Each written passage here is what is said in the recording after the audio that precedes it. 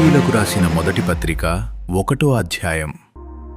దేవుని చిత్తము వలన యేసుక్రీస్తు యొక్క అపోస్తలుడిగా నుండుటకు పిలువబడిన పౌలును, సహోదరుడైన సొస్తెనేసును, కొరింథులోనున్న దేవుని సంఘమునకు అనగా క్రీస్తు యేసునందు పరిశుద్ధపరచబడిన వారై పరిశుద్ధులుగా ఉండుటకు పిలువబడిన వారికిని మనకును ప్రభువుగా ఉన్న మన ప్రభువు అయిన యేసుక్రీస్తు నామమున ప్రతి స్థలములో ప్రార్థించు వారికందరికిని శుభమని చెప్పి వ్రాయినది. మన తండ్రి అయిన దేవుని నుండియు ప్రభు అయిన యేసుక్రీస్తు నుండియు కృపా సమాధానములు మీకు కలుగునుగాక. క్రీస్తు యేసునందు మీకు అనుగ్రహింపబడిన దేవుని కృపను చూచి మీ విషయమై నా దేవునికి ఎల్లప్పుడూ కృతజ్ఞతాస్తుతులు చెల్లించుచున్నాను. క్రీస్తును గూర్చిన సాక్ష్యము మీలో స్థిరపరచబడినందున ఆయన యందు మీరు ప్రతి విషయములోనూ అనగా సమస్త ఉపదేశములోను సమస్త జ్ఞానములోను ఐశ్వర్యవంతులైతిరి. గనుక ఏ కృపావరమునందును లోపము లేక మీరు మన ప్రభువైన యేసుక్రీస్తు ప్రత్యక్షత కొరకు ఎదురుచూచుచున్నారు. మన ప్రభువైన యేసుక్రీస్తు దినమందు మీరు నిరపరాధులై ఉండునట్లు అంతము వరకు ఆయన మిమ్మును స్థిరపరచును. మన ప్రభువైన యేసుక్రీస్తు అను తన కుమారుని సహవాసమునకు మిమ్మును పిలిచిన దేవుడు నమ్మతగినవాడు. సహోదరులారా, మీరందరూ ఏకభావముతో మాటలాడవలెననియు మీలో కక్షలు లేక ఏక మనస్సుతోనూ ఏక తాత్పర్యముతోనూ మీరు సన్నద్ధులై ఉండవలెననియు మన ప్రభువైన యేసుక్రీస్తు పేరట మిమ్మును వేడుకొనుచున్నాను. నా సహోదరులారా, మీలో కలహములు కలవని మిమ్మును గూర్చి క్లోయ ఇంటి వారి వలన నాకు తెలియవచ్చెను. మీలో ఒకడు నేను పౌలు వాడను, ఒకడు నేను అపొల్లో వాడను, మరి ఒకడు నేను కేఫా వాడను, ఇంకొకడు నేను క్రీస్తు వాడనని చెప్పుకొనుచున్నారని నా తాత్పర్యము.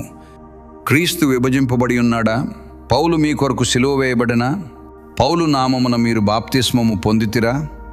నా నామమున మీరు బాప్తిస్మము పొందితిరని ఎవరైనను చెప్పకుండునట్లు క్రిస్పునకును గాయుకును తప్ప మరి ఎవరికిని నేను బాప్తిస్మమియ్యలేదు. అందుకై దేవునికి కృతజ్ఞతాస్తుతులు చెల్లించుచున్నాను.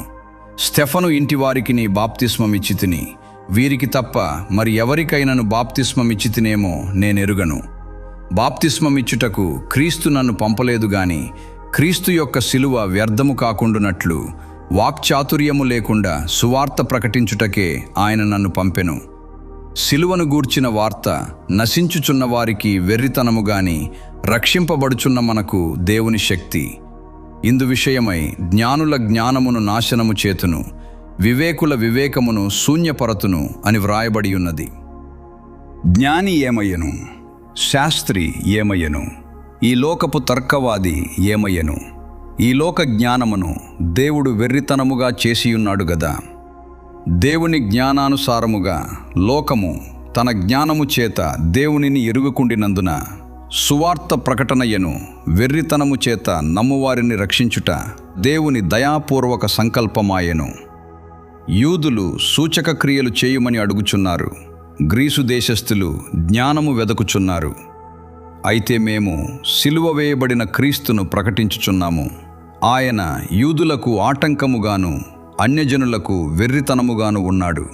గాని యూదులకేమి గ్రీసు దేశస్థులకేమి పిలువబడిన వారికే క్రీస్తు దేవుని శక్తియును దేవుని జ్ఞానమునయ్యున్నాడు. దేవుని వెర్రితనము మనుష్య జ్ఞానము కంటే జ్ఞానము గలది, దేవుని బలహీనత మనుష్యుల బలము కంటే బలమైనది. సహోదరులారా, మిమ్మును పిలిచిన పిలుపును చూడుడి. మీలో లోకరీతిని జ్ఞానులైనను ఘనులైనను గొప్ప వంశము వారైనను అనేకులు పిలువబడలేదు గాని ఏ శరీరియు దేవుని ఎదుట అతిశయింపకుండునట్లు జ్ఞానులను సిగ్గుపరచుటకు లోకములో నుండి వెర్రివారిని దేవుడు ఏర్పరచుకొని ఉన్నాడు. బలవంతులైన వారిని సిగ్గుపరచుటకు లోకములో బలహీనులైన వారిని దేవుడు ఏర్పరచుకొని ఉన్నాడు. ఎన్నికైన వారిని వ్యర్థము చేయుటకు లోకములో నీచులైన వారిని, తృణీకరింపబడిన వారిని, ఎన్నిక లేని వారిని దేవుడు ఏర్పరచుకొని ఉన్నాడు. అయితే ఆయన మూలముగా మీరు క్రీస్తు యేసునందున్నారు.